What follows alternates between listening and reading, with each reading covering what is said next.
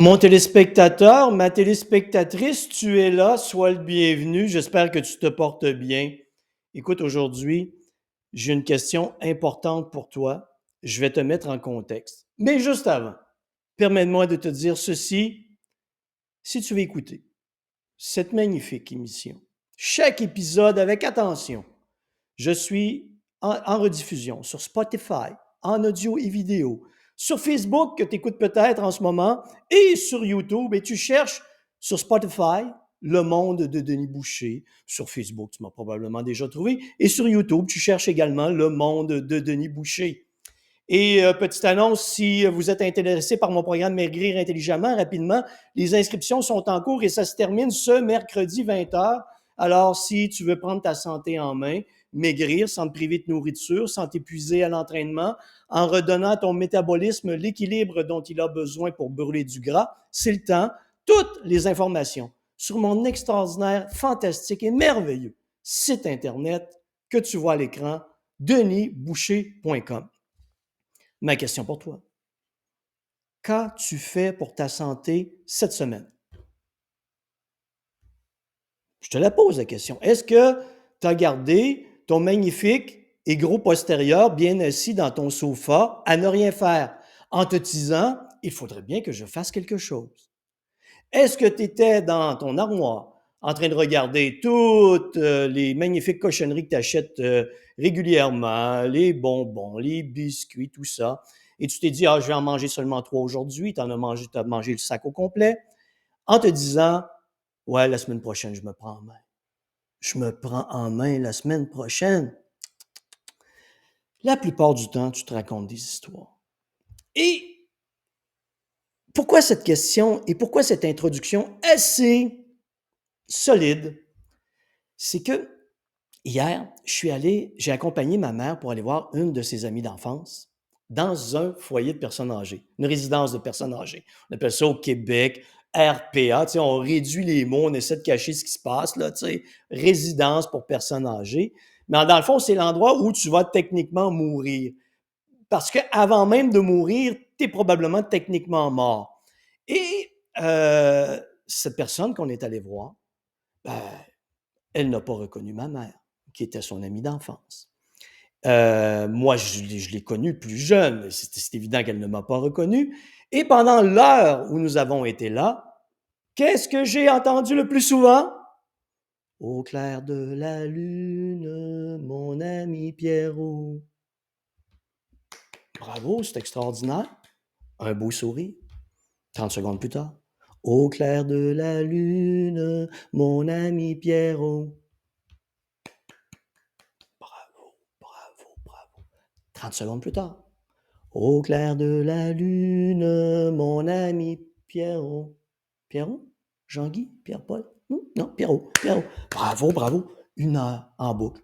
Et on avait aussi la chanson Quand le soleil dit bonjour aux montagnes. Toi, si tu es en France, tu la connais peut-être pas, mais Quand le soleil dit bonjour aux montagnes. Un peu country, tu vois le genre? Boy, c'était long. C'était long. Et je me disais pendant tout ce temps, et que je voyais les personnes passer sans conscience d'elles-mêmes, comme ça, ou les autres personnes assises, même plus assez de muscles pour retenir leur langue, tu vois la langue, ou... Et là, je me suis dit, hey, j'espère, Denis, que ce ne sera pas toi. J'espère que vraiment, ce ne sera pas toi. Moi, il y a des années, j'ai fait le choix. Je me suis dit, ce que je peux contrôler, c'est comment je m'occupe de ma santé. L'exercice que je fais, l'alimentation, la qualité de mon sommeil, le moins de stress possible. C'est ce que je peux contrôler. Je ne peux pas prédire que ça ne m'arrivera pas, mais au moins je veux mettre toutes les chances de mon côté. Mais si de ton côté, tu es dodu ou obèse, que tu ne fais pas d'exercice, dans les 7 dernières années de ta vie, tes chances de ressembler à ça, ce que je viens de te raconter, là, qui est la 4e dimension, que tu ne peux même pas t'imaginer que ça puisse arriver à quelqu'un, ben, il y a toutes les chances que ça t'arrive. C'est-tu pas beau? Hein, tu vas avoir profité de la vie, mais dans tes dernières années, tu n'auras aucune autonomie. Vraiment aucune autonomie. Et à travers le monde, pas juste au Québec, qu'est-ce qu'on fait avec nos beaux petits vieux? C'est fantastique, hein? On les prend, on les place, on les assoit, on ne va plus les visiter, ils n'ont plus de stimulation cognitive, ils n'ont plus de ce qu'ils ont besoin de plus, un réseau social, pas les réseaux sociaux où tu as 200 amis que tu connais pas, là. Et si tu as un problème, ils ne viendront pas t'aider. De vrais amis qui vont t'entourer pour que tu restes stimulé, que tu restes en contact avec la réalité. Non, non, non! Tu ne sers plus à rien. On te prend, on t'assoit dans la résidence et on te dit, reste assis. Regarde le beau mur blanc devant toi. Sans stimulation, sans plaisir. On t'a enlevé tous les plaisirs de ta vie. Marche le moins possible. Tu risques de tomber. Et là, comme tu marches le moins possible et que tu restes assis, tu perds ta masse musculaire. Si tu perds ta masse musculaire, tu dépéris. Tes risques de mortalité augmentent en flèche. Il ne te reste plus rien. Le corps, c'est utilise-le ou perds-le. Ton cerveau, c'est utilise-le ou perds-le. On veut bien faire de la promotion de la santé. On veut bien faire de la promotion de l'exercice. Moi, ça fait des années que j'y crois plus. La plupart des gens, ce qu'ils aiment et ce qu'ils veulent, c'est manger à volonté, garder leur beau groupe postérieur assis dans leur sofa, écouter la télé ou rester devant leurs écrans le plus longtemps possible. Et on a des gens aujourd'hui, si tu fais le calcul, arrivent dans une journée à rester de 21 à 23 heures en position assise ou couchée. Et c'est une réussite extraordinaire. C'est beau, ça m'émeut. Oui, que quelqu'un garde son beau gros postérieur en position assise ou couchée pendant 21, 22, 23 heures, c'est un exploit. Jamais j'aurais pensé qu'on puisse y arriver. Et là, tu n'as même pas l'idée de te dire, hey, je pourrais me prendre en main peut-être. Je pourrais peut-être faire un petit mini effort.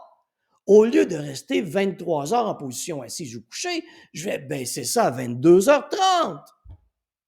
Non, les gens n'en veulent pas. C'est une rare race d'individus qui sont prêts à prendre en main leur santé et à se dire, malgré qu'il peut m'arriver n'importe quoi, je prends la responsabilité de mon corps, de ma santé, de mon cerveau. Et la meilleure manière de le faire, c'est à travers l'exercice, une bonne qualité de sommeil et une bonne capacité de gestion du stress. Des bases simples. Mais ça fait combien d'années que tu essaies de maigrir? Ça fait combien d'années tu essaies de faire de l'exercice sur une base régulière? Ben, tu vois, tu commences, tu abandonnes, tu commences, tu abandonnes, tu commences, tu abandonnes, ou tu commences jamais. Parce que ça ne t'intéresse pas, tu es bien comme tu es là. C'est fantastique. Bref,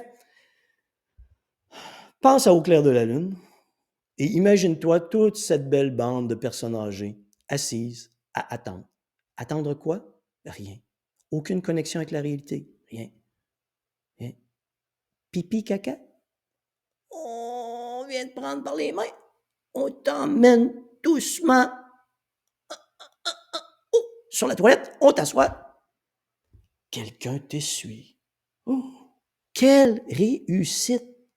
Toi qui voulais être sédentaire, n'est-ce pas une fin extraordinaire?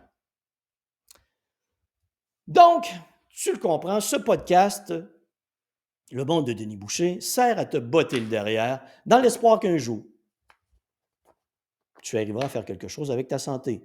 Et je l'ai dit, j'ai toujours dit, je vais conquérir le monde un gros à la fois, parce que tu ne peux pas faire autrement. Bien que tu fasses, tout le monde ait la belle promotion de l'activité physique, oh, c'est beau! Ah! Ah! Ouais, ouais, non. Ceux qui font la promotion de l'activité physique, c'est ceux qui en font déjà. Ceux qui aiment ça, ceux qui en connaissent l'importance. Tu as une majorité de gens qui n'en feront jamais. Mais bref, c'est ta vie. Je voulais juste te dire comment tu allais finir tes jours. Hey, aujourd'hui, on parle d'étirement, de flexibilité, parce que je le sais, dans ton monde à toi, probablement que tu te dis, les étirements, ça ressemble à quelque chose de genre. Ah, c'est fait. Je t'ai. Ah, là, je suis bien étiré. Là, j'ai bien fait mon travail. Attends, oh, je vous. Ma journée est faite. Hein? Ma journée d'étirement est faite. Donc, ce que tu connais des étirements, c'est vraiment une base minimale qu'on t'a inculqué probablement à travers des programmes d'exercice, mais ça va beaucoup plus loin. Pourquoi je m'intéresse aux étirements? C'est que moi, très jeune, à 14 ans, j'ai commencé à faire du karaté. À 18 ans, je passais ma ceinture noire. Et après, j'ai eu mon école de karaté. Et les étirements ont fait partie constante de ma vie. Et aujourd'hui, 40 ans plus tard, j'aime encore très souvent m'envoyer la jambe en l'air. Et si à mon âge, je vais être capable de m'envoyer la jambe en l'air, il faut que je fasse des étirements régulièrement. Mais pas c'est fini, non. Il y a une stratégie en arrière. Je vais t'expliquer les types de flexibilité pour que tu puisses comprendre qu'il y a différentes manières de faire des étirements et que des sports comme les arts martiaux en ont besoin. Les gymnastes qui arrivent, ce qui est vraiment fascinant chez les gymnastes, c'est avec une très grande flexibilité, avoir développé une force et une puissance incroyables. Je vais t'expliquer pourquoi ça se fait et comment on s'étire. Et si tu inclus ça dans une routine d'entraînement, tu vas développer et de la force musculaire et de la souplesse. N'est-ce pas fantastique? Donc, encore une fois, imagine que tu vieillis, OK? Et que tu as un bourrelet. Et quand tu vas aller attacher tes souliers, imagine, je ne pense pas que ça puisse t'arriver. Ben non, ben non, ben non, ben non! Pas toi, voyons. Tu te penches, tu compresses comment je pourrais appeler ça? Comment je pourrais. En tout cas, tu compresses ici et tu ne te rends pas! Hey! Déjà, tu as un problème.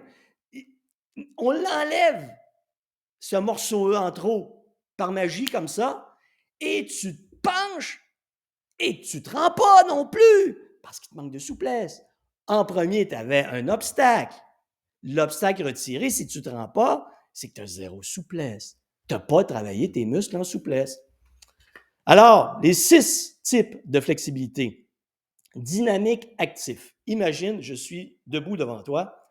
Imagine ma belle jambe droite, extraordinairement musclée, découpée, et je la lève à un certain niveau. Je redescends, je la lève. Et je me sers donc des muscles du devant de ma cuisse pour lever ma jambe. Pendant que je fais ce travail, inévitablement, les muscles à l'arrière de la cuisse, donc j'ai les muscles qui servent à l'extension de la jambe, j'ai les muscles qui servent à la flexion de la jambe ou de la hanche. Et quand tu travailles un muscle qui contracte, qu'on appelle un muscle agoniste, le muscle antagoniste, lui, a tendance à se relâcher. Donc, la flexibilité dynamique, c'est d'aller chercher le meilleur angle possible, comme au karaté, si je donne un coup de pied et que je veux lever la jambe, ben, si mes muscles antagonistes m'empêchent de lever la jambe, je ne vais pas aller très haut. Mais plus je vais m'entraîner à bien comprendre la musculature qui permet à la jambe de se lever, de lever très haut, et que je relaxe la musculature qui l'empêche, en même temps, je crée une incroyable coordination avec un développement musculaire assez incroyable. Et quand on parle de flexibilité, spécifiquement au niveau des jambes, lorsque tu t'entraînes, exemple, en salle d'entraînement ou que tu fais de la course à pied, tu travailles peu cette musculature. Les fessiers, les rotateurs internes, rotateurs externes des hanches, tu y touches très peu. Mais en flexibilité, ça vient travailler. Les adducteurs, donc les muscles qui permettent de fermer les jambes, les fessiers qui permettent de les ouvrir. Donc, c'est un premier, la dynamique actif. Dynamique passif, tu vas emmener la jambe, tu vas déposer la jambe, exemple, sur une table et tu vas la laisser là et tu vas atteindre le seuil de la douleur et tu vas attendre que ça passe. Dynamique passif. Tu as dynamique passif au-delà du seuil de la douleur, donc tu vas essayer de mettre ta jambe, placer ta jambe un petit peu plus haut. Ça peut être n'importe quel autre groupe musculaire, tu comprends? Comme les épaules, je peux essayer de lever vers l'arrière. Comme ça. Atteindre le seuil de la douleur et passer le seuil de la douleur. Moi, ce n'est pas le genre d'exercice que j'aime parce que les risques de blessure sont plus élevés et ça prend des gens expérimentés. Il y a le statique actif, la meilleure chose que tu puisses imaginer, quelqu'un en train de faire le split, les deux jambes écartées, tu maintiens la position. Tu rouvres, tu descends un petit peu, tu maintiens la position. Il y a le statique passif où tu vas rester là, au seuil de la douleur, tu attends que ça passe. Et encore une fois, tu as le statique passif au-delà du seuil de la douleur, donc jusqu'à la tolérance maximale où tu vas aller étirer jusqu'à ce que ton cerveau puisse endurer un maximum de douleur. Encore une fois, ce n'est pas le genre d'exercice que j'aime, mais en fonction de différents sports, tu dois comprendre que tu peux atteindre un maximum d'extension au niveau d'un groupe musculaire et atteindre ces niveaux. C'est pour ça que l'entraînement, les étirements sont très importants. Donc, tu as ces 6 types de flexibilité que tu peux travailler. Et dans différents entraînements, dans différents sports, bien, tu vas avoir plusieurs de ces qualités que tu dois développer. Comme en gymnastique, tu vas avoir le dynamique actif. Si tu es pour lever la jambe très haut sur le côté, ça te prend une musculature capable de travailler. Donc, la jambe, imagine, je suis debout, ma jambe s'en vient ici. Ben, c'est dynamique actif. Si tu fais le grand écart, c'est le passif. Tu restes, t'es collé au sol, pouf, comme ça. Et imagine avec une force incroyable, tu es capable de ramener tes jambes pour te relever. Et toutes les disciplines comme ça vont avoir certaines de leurs qualités, vont requérir certaines de ces qualités au niveau de la flexibilité. Il y a certains sports où la flexibilité pourrait être nuisible. Je te donne un exemple, le premier qui me vient à l'esprit. Si tu fais un concours de bench press, OK, et le concours de bench press fait que tu arrêtes avant de toucher ton estomac, il n'y a pas de rebond, la flexibilité peut te nuire. Donc, le fait d'être plus tendu, d'avoir moins de flexibilité au niveau des tendons, ligaments, moins de capacité de mouvement ou d'amplitude de mouvement, plus tu vas être efficace. Par contre, si tu es en compétition où il y a un rebond, bien, la flexibilité va venir t'aider parce que tu vas amasser l'énergie cinétique au niveau du muscle. Avoue que c'est loin de ce que tu fais.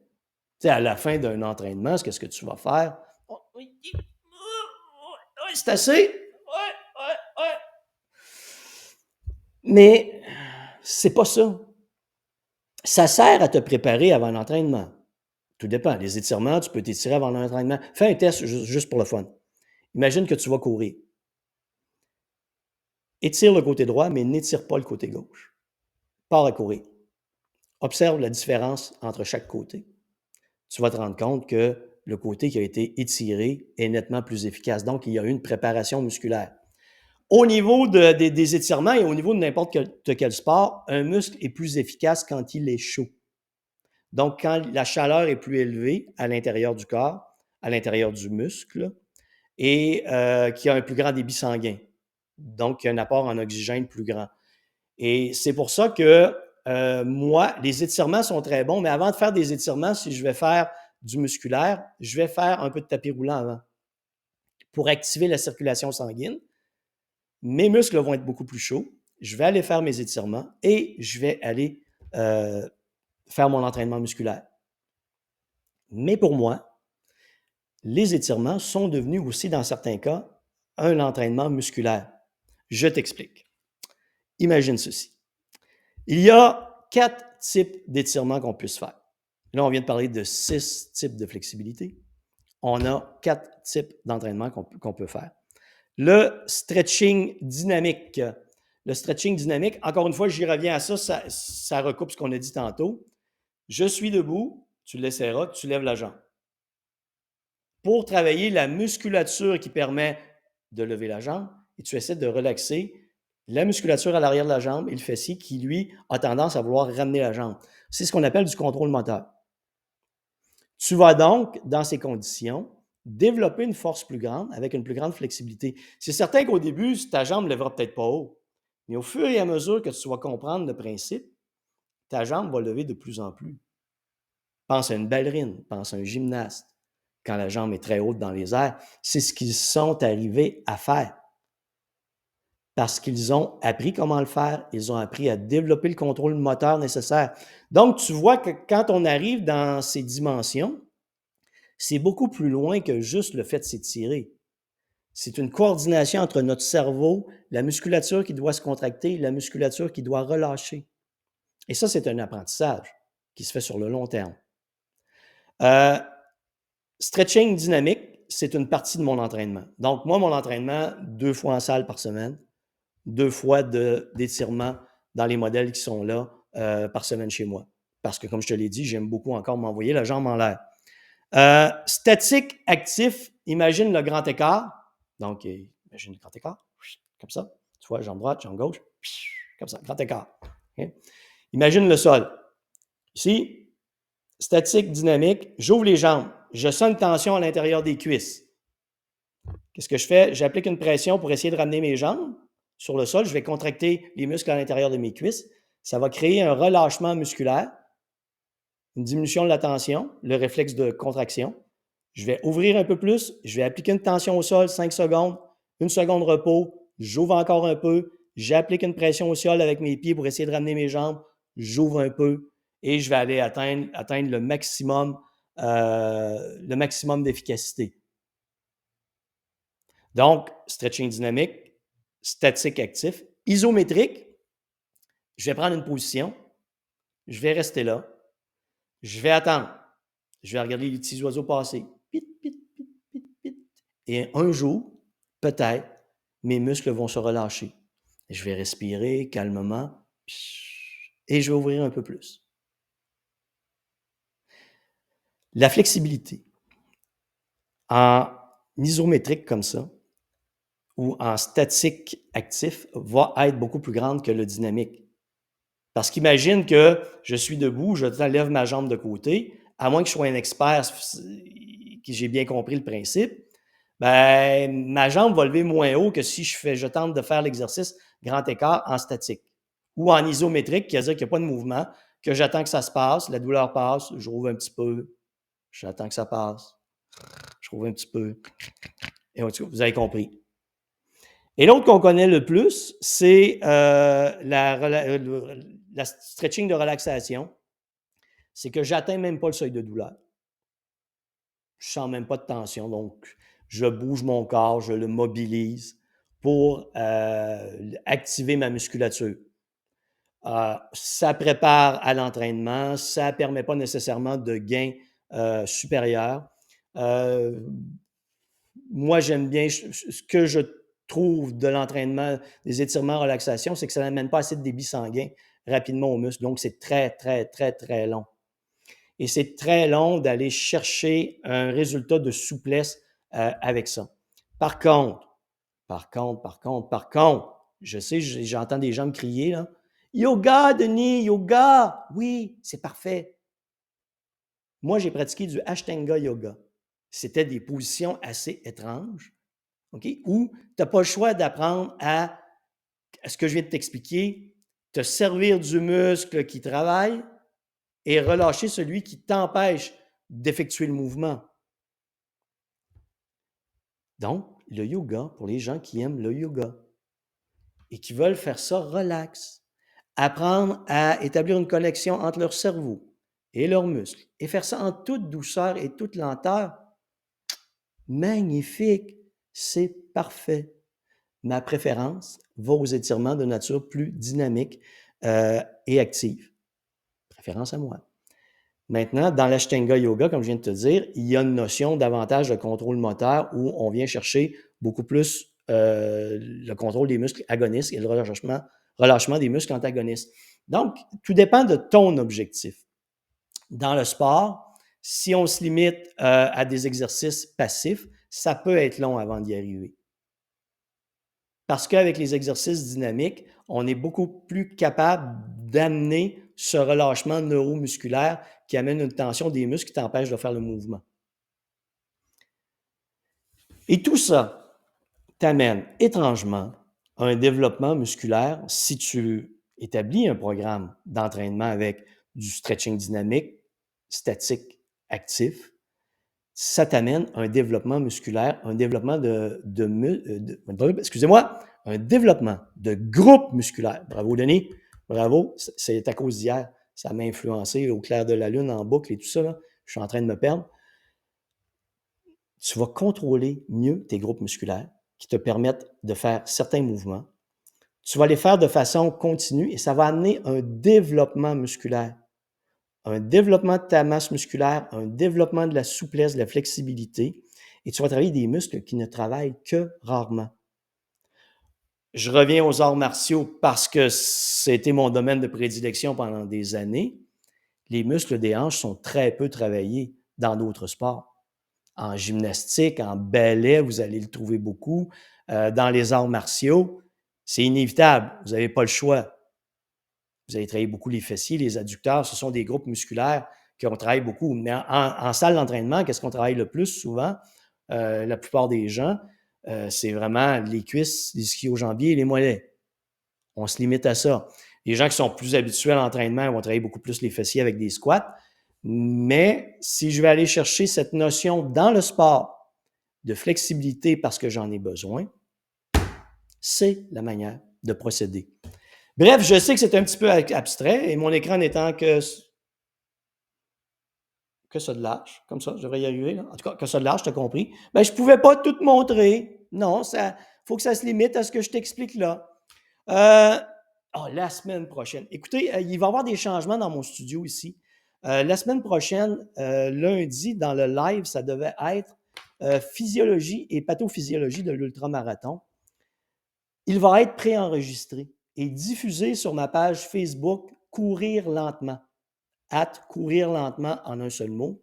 Il va être là, à cet endroit. La semaine prochaine, pour le live, parce que c'est une formation qui nécessite un peu d'amour et un peu plus de temps. Et avec tous les réaménagements du studio, je risque de ne pas être prêt, donc je vais modifier ma façon de procéder. La semaine prochaine, là, je sais que tu vas me détester pour le live la semaine prochaine. Voilà pourquoi tu resteras gros toute ta vie. Bon, calme-toi. Je sais. Oh, Denis, c'est tellement méchant, tu peux pas dire ça. Oui, mais j'ai écrit un livre qui s'appelle Voilà pourquoi tu resteras gros toute ta vie. Et étrangement, au lieu de recevoir des tomates, j'ai reçu nombre de commentaires positifs, dont certains qui m'ont étonné. Grâce à ton livre, Denis, grâce à ton livre, je suis enfin libre. J'ai compris que je ne changerai jamais mes habitudes de vie, que je vais rester gros ou grosse toute ma vie et je l'accepte maintenant. Ouais. Alors, on va regarder la semaine prochaine ensemble. Sur les bases de ce que j'ai écrit dans mon livre, qui est Voilà pourquoi tu resteras gros toute ta vie, c'est vraiment indiqué, hein, le livre le plus méchant et insolent jamais écrit sur la perte de poids. Et comme je l'ai dit, c'est 50 pages de belles insultes. Mais si tu veux comprendre pourquoi tu es de même, pourquoi tu n'y arrives pas, c'est le meilleur livre. Ça n'a jamais été écrit, un livre comme ça. On va rentrer dans le vif du sujet la semaine prochaine. On va voir ce que tu en penses. Si tu es fragile, viens pas écouter l'épisode pour ensuite écrire des niaiseries du genre « C'est tellement pas gentil ce que vous dites sur les gros! » Écoute, à l'endos du livre, si tu vas sur Amazon, là, tu vas voir à l'arrière « Si vous n'aimez pas entendre le mot gros, ne lisez pas ce livre. Si vous souffrez de troubles alimentaires, ne lisez pas ce livre.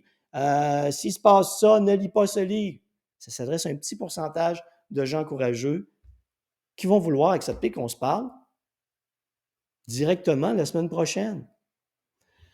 Sur ce, mon téléspectateur, sache que je t'aime, et ma téléspectatrice, bien sûr, que je t'aime plus gros que jamais, mais pas tant que ça. Si tu as des questions, info@denisboucher.com ou mon magnifique site internet denisboucher.com. Et je te rappelle que les inscriptions sont en cours jusqu'à mercredi, le 14 septembre, 20h, si tu veux débuter le 15 pour changer ta vie, atteindre ton poids santé et le maintenir pour le reste de ta vie. Non, ce n'est pas une approche miracle. Il faut que tu t'impliques. Si tu n'es pas prêt, pas grave. Une autre fois. Là-dessus,